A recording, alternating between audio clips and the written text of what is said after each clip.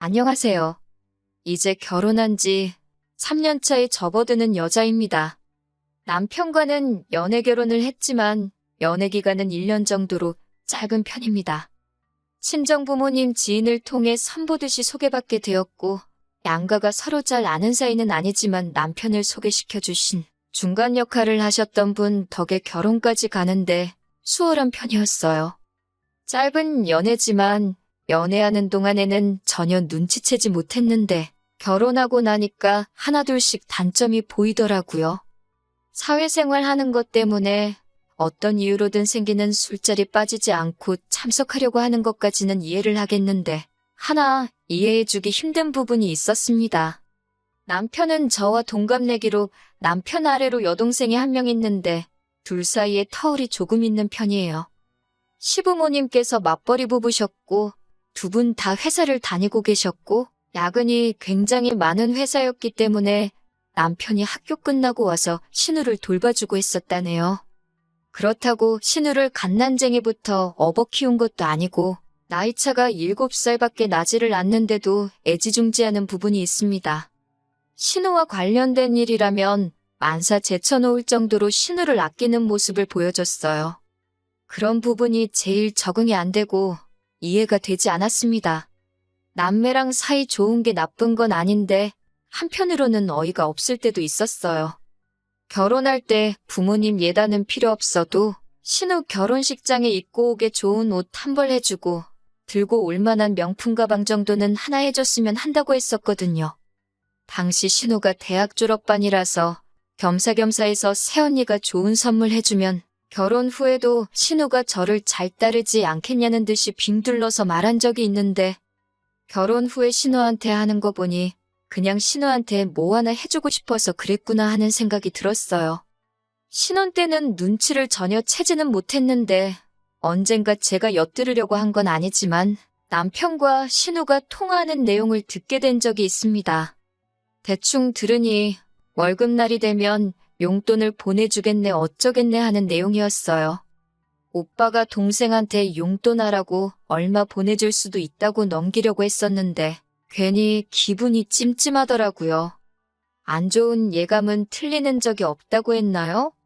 남편이 신우한테 주기적으로 용돈이라고 하기에는 꽤나 큰 금액을 보내주고 있었다는 사실을 알게 되었습니다. 남편 벌이가 좋은 편이기는 하지만 그냥 넘어가기에는 동생 용돈하라고 보내주는 돈이 100만 원 단위가 넘어가는 돈이었어요.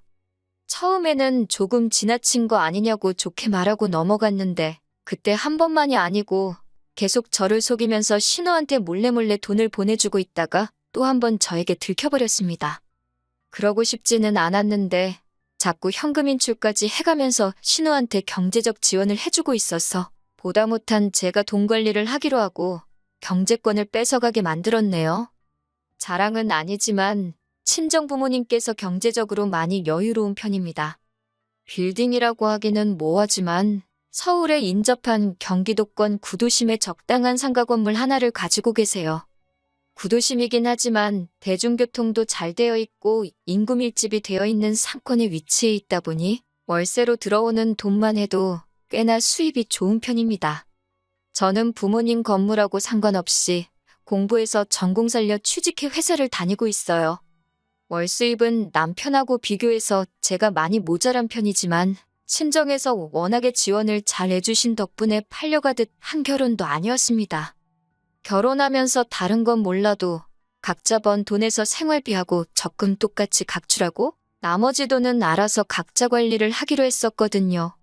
그런데 남편은 생활비랑 적금할 돈 똑같이 내고 남는 돈은 잔액이 남아도 되지 않을 정도로 지 멋대로 써도 되는 거라고 생각했었나 봅니다. 시부모님께 생활비를 보태드리던지 신우한테 용돈 챙겨주는 것 정도야 당연히 할 수 있는 일이라고 생각했지만 자기 여유자금 하나도 남기지 않고 생활비 내고 나서 가족들한테 탈탈 털어서 가져다 바치니 제 입장에서는 그 사실을 알게 되었을 때 정말 미치고 팔짝 뛸 노릇이었지요. 가끔씩 밥하기 귀찮아서 배달 음식을 시켜 먹거나 어디 나가서 외식을 하자고 해도 돈 아깝게 뭐 하는 거냐 따지던 게 경제관념이 철저하고 알뜰한 성격이라고 생각했는데 돈을 아끼려고 했던 이유가 뭔지도 알겠고, 모든 게 저 모르게 몰래 했던 거다 보니 실망이 컸어요. 아무튼 제가 경제권을 움켜쥐고 나니 그 후에는 남편도 어떻게 신우에게 돈을 보내지는 못했습니다. 시부모님 용돈은 제가 알아서 잘 챙겨드렸고, 신우한테는 일절 돈 한 푼도 가지 못하게 했었어요.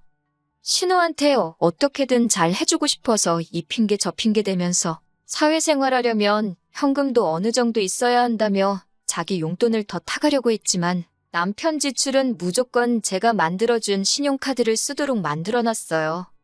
가끔씩 온라인 쇼핑으로 결제되는 거 보면 신우한테 몰래 뭐 사주고 있다는 것과 시부모님 용돈으로 드린 돈의 일부가 시부모님을 통해서 일부 신우에게 조금씩 보내지고 있다는 사실은 눈치채고 있었지만, 그것까지는 뭐라고 하지는 않았습니다. 그것까지 못하게 하면 저랑 신우 관계도 이상해질 테고, 경우에 따라서는 이 상황이 저와 시부모님 간의 갈등도 만들 수 있다고 생각했거든요. 아무튼 유도리 있게 제가 잘 조율해가면서 돈 관리를 해왔기 때문에 넘어갈 건 넘어가주고 하면서 원만한 결혼 생활을 유지하고 있었습니다. 그러다 작년 여름쯤에서 제가 다니는 회사 상황이 조금씩 안 좋아지기 시작했어요. 한참 거리두기 하던 시절이라서 여타 다른 규모 작은 회사들처럼 인원 감축도 있었고 여러 가지로 어려운 상황이었습니다. 저 또한 그 타격을 피해갈 수가 없었어요. 회사에서 정리해고 이야기가 나오고 있고 여러모로 스트레스를 많이 받고 있었습니다. 그걸 지켜본 친정부모님께서 저한테 제안을 하나 해오셨어요. 부모님 건물 상가 1층 자리에 아주 작은 상가이긴 한데 공실이 생기게 되었다면서 저보고 그 상가에다가 가게 하나 차려서 해볼 생각이 없냐고 물어오셨습니다.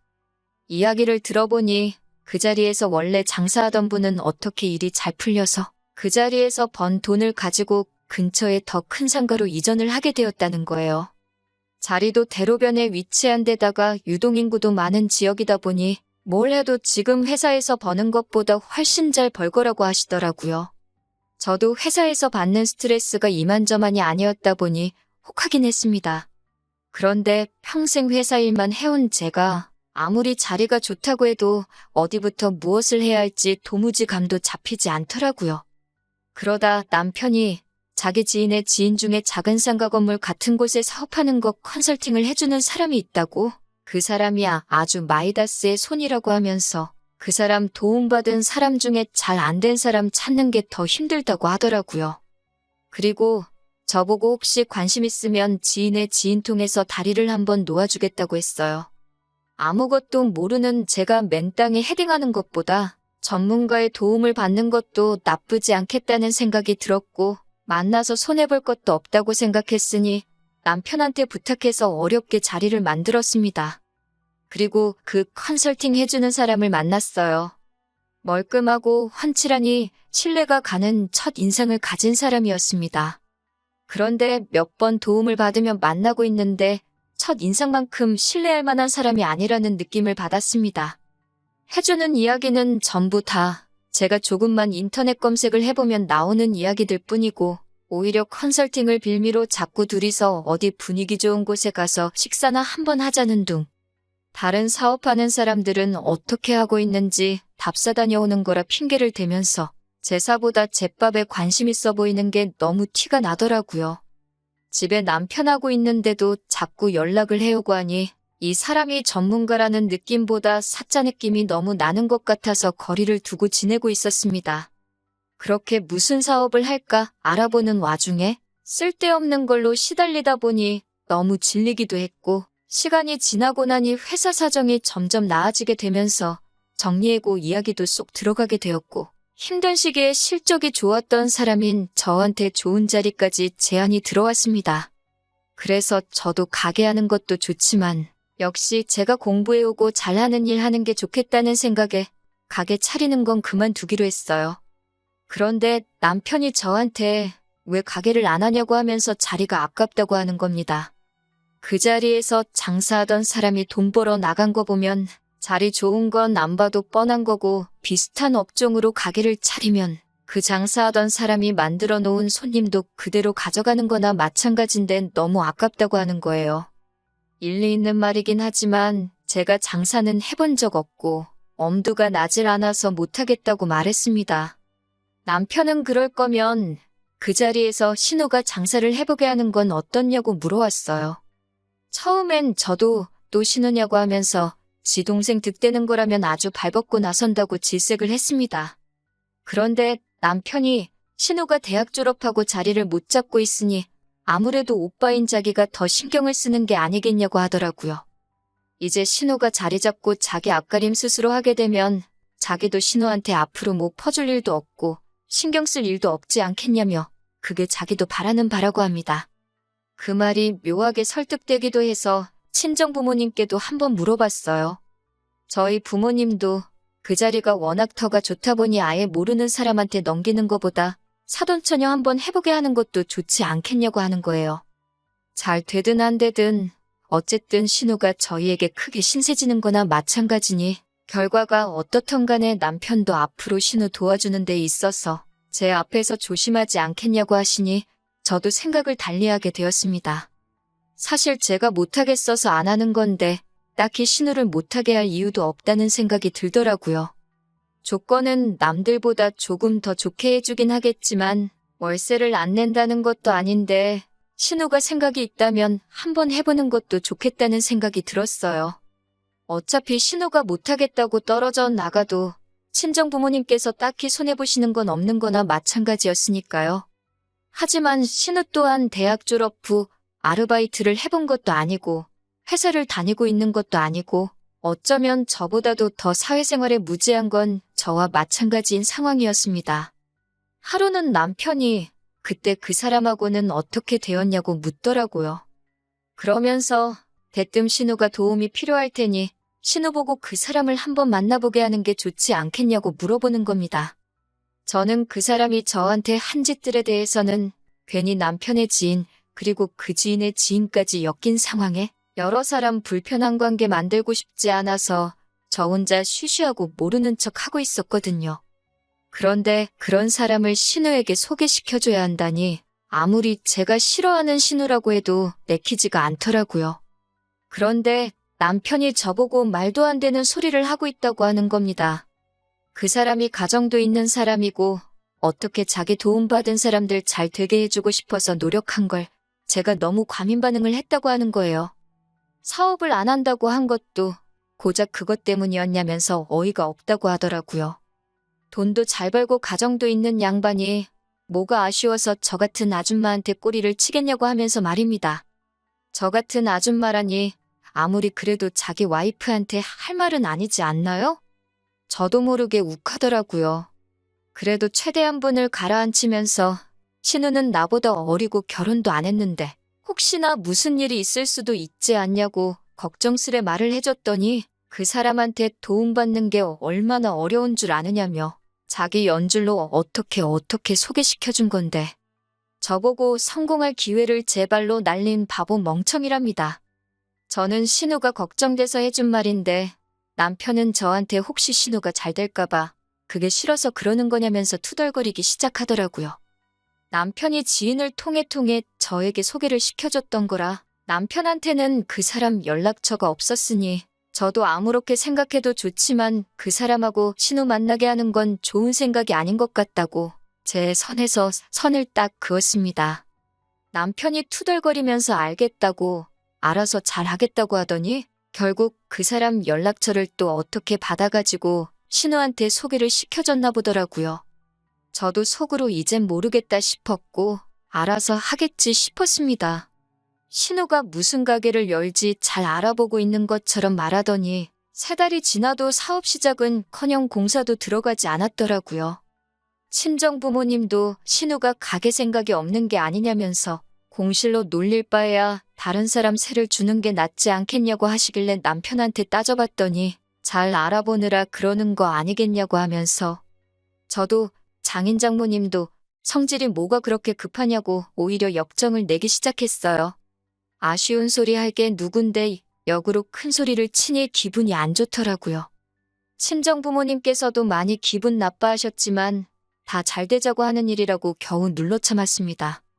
그리고 나서 또 2달쯤 지나 들려온 신우는 가게를 오픈한다는 소식보다 훨씬 더 충격적인 소식을 전해왔습니다. 제가 생각했던 대로 그 남자는 사업을 도와준다는 이유로 신우에게 추근덕거리기 시작했고, 세상 물정 모르는 신우는 그 남자와 만남을 가지기 시작했던 거예요. 가정이 있는 남자가 그렇게 외간 여자를 만날 생각이면 조심해서 들키지나 말지, 어떻게 현재 아내한테 걸려서 신우에게 상간녀 소송이 걸려온 겁니다. 뭐 대단한 일 한다고 한 건지 그 남자 핸드폰으로 대놓고 호텔 들락거린 증거까지 시키지도 않았는데 지들끼리 알아서 찍어댄 바람에 그 남자 집구석은 완전히 파탄이 나버리고 이혼 소송까지 걸린 상황이라 하더군요. 그리고 그쪽 집에서 신우한테는 신우대로 상간녀 소송을 따로 걸어온 거고요. 둘이서 재밌다고 찍은 증거물 때문에 그 부정행위의 정도가 지나쳐도 너무 지나치다는 인정을 받게 되면서 신우 앞으로 위자료도 거의 최고액에 가깝게 책정이 되었더라고요. 이제 막 사회생활을 시작할까 말까 하는 어린 신우는 당장 3천만 원에 달하는 위자료를 물어내게 생긴 겁니다. 저는 분명히 말렸는데 기어이 제 말 안 듣고 하더니 신우 앞으로는 상간녀 소송이 걸려버리고 아주 남의 집 구석 파탄을 내다 못해 애지중지하고 있는 신우 인생까지 같이 꼬아버린 거예요. 하루는 신우가 저를 찾아와서 그걸 제 탓이라고 따지더라고요. 제가 자기 오빠한테 말한 걸 당사자인 저한테 말해주지 않았다고, 그 사람을 만나는 걸 알았는데도 말리지 않고 방관한 제 잘못이라고 하는 겁니다. 남편도 옆에서 거들기를 자기도 그때 착각을 했다고 하더라고요. 그때 제가 말한 건 신우한테 위험을 경고하듯이 말한 게 아니라네요.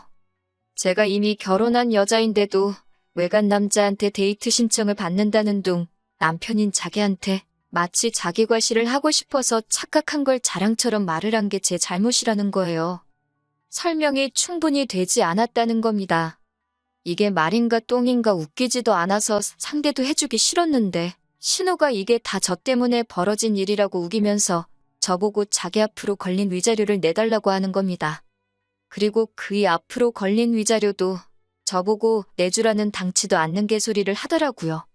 내가 신우, 네 것도 내줄 생각 없지만 그 자식 위자료는 왜 나한테 찾느냐고 따졌습니다. 그러니 신우가 한다는 말이 두 사람 위자료를 제가 해결해주면 그 자식이랑 지랑 새살림을 차릴 계획이라는 거예요. 그러면 자기 앞으로 걸린 상간녀 꼬리표도 사라질 것이고 오히려 뒤늦게 찾은 진정한 사랑을 이룩한 커플이라며 동정표를 받을 거 아니냐입니다.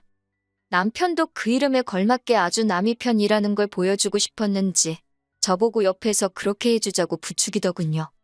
그 남자가 능력도 좋고 하니 신우 인생도 책임져 줄 수 있을 거 아니냐고. 그동안 제가 자기 월급을 관리했으니 그 정도 모아놓은 돈은 있는 거 다 안다고 빨리 내주자고 하는 거예요. 그걸 내가 왜 내주느냐 따지니 잘 생각하라는 겁니다. 신우 인생 또한 제 손으로 파탄을 낸 거나 마찬가지니 이제는 제가 싫어하는 신우 뒷바라지도 해주게 생긴 거 아니냐고 하는 겁니다. 평생 신우 책임져 줄 바에 두 사람 위자료 내주고 결혼시키는 게 오히려 싸게 먹힐 거라는 거예요. 뭔 되도 않는 자신감으로 짓거리는 말인지 싶더라고요. 제가 남편이 신우 도와주는 것마다 경기를 일으키며 싫어하니까 신우 위자료를 안 내주면 우리가 평생 뒷바라지 해주며 책임지겠다고 우기면 저한테 그 말이 통할 거라고 생각했나 봐요. 하지만 여기에는 더 확실한 해결책이 있었지요. 남편한테는 남편 술수에 넘어가주는 척 신우를 우리가 어떻게 평생 책임을 지냐고, 그건 말도 안 된다고 걱정하는 척 연기를 했습니다. 남편은 자기 꾀가 통했다고 생각했는지 어깨에 잔뜩 힘이 들어가서는 그러니까 자기가 여태 벌어온 돈으로 신우가 그 일하고 부르는 그 바람둥이 놈의 위자료를 내주라고 하더군요. 저는 알겠다고 대답했지요. 남편은 나름 머리를 굴려서 말했던 것 같아요.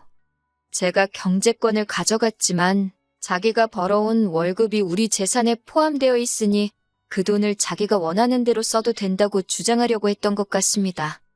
남편한테 당신이 벌어온 돈으로 신우 위자료 내주면 되는 거냐고 재차 물어봤고 신우가 보는 앞에서 그렇게 하겠다고 대답하는 걸 드러냈어요. 그리고 남편한테 이혼하자고 말했습니다. 합의 이혼은 절대 못 해주겠고 재산 분할은 당신이 벌어온 돈 그대로 돌려줄 테니 그 부분에 대해서는 토달지 말라고 했습니다.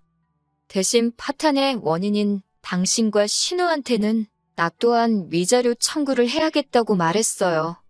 어차피 신혼집이래봐야 제가 결혼 전부터 전세 얻어 살고 있던 집에 차렸기 때문에 남편이 돈 몇 푼 벌어온 것만 돌려주면 더 이상 분할이고 뭐고 할 필요가 없었거든요. 신우가 정신 차리기에는 3천이라는 위자료가 모자른 것 같아서 제가 좀 더 위자료 내게 만들어주겠다고 했습니다. 막상 소송 끝나고 보니 결혼 기간도 짧고 해서 신우한테는 위자료 500밖에 뜯어내지 못했지만 충분히 참교육이 되었다고 생각해요. 남편은 자기가 뱉은 말이 있어서 자기가 여태껏 벌어온 돈 돌려받아서는 신우 결혼시키겠다고 그 남자 위자료부터 내줬다고 하네요. 남편도 저한테 위자료 줘야 할 게 있고 모아놓은 돈이 그것 전부 다 내주고 나올 만큼 많지도 않아서 신우 위자료는 그쪽 집에 분할로 내주기로 했답니다. 그런데 웃긴 건 그 남자 남편이 위자료 내주자마자 신우는 상대도 해주지 않고 다른 여자를 만나고 다닌다고 하는 것 같더군요. 하기야 가정이 있을 때에도 그렇게 여기저기 추파를 던지고 다녔는데 이혼하고 자유의 몸이 되었는데 뭣도 없는 신우가 눈에 들어오겠어요? 사업 상담한다고 돈 좀 모아놓은 사람들 만난다고 사회생활 시작도 전에 소송 위자료로 빚더미에 앉아있는 신우는 그렇게 소박맞고 그 남자한테도 처참히 버려지고 말았다네요. 욕심이 험하니 벌을 받은 거라고 생각해요. 남편은 이제 평생 애지중지하는 신우 뒷바라지 해주면서 살아야 하니 어떻게 보면 제가 소원 성취해준 거나 마찬가지네요. 아직 자기 빚에 신우 남은 위자료까지 내주려면 2년은 꼬박 돈 한 푼도 쓰지 않고 모아야 할 텐데 신우 뒷바라지 해주면서 그 일을 할 수 있을지 싶네요. 저렇게 된 거 보니 너무 후련하고 한편으로는 처음에 신우한테 돈 가져다 바치고 그럴 때 진작에 이혼을 했을 거라는 후회도 살짝 남네요. 지난 일 후회해서 뭐 하겠어요.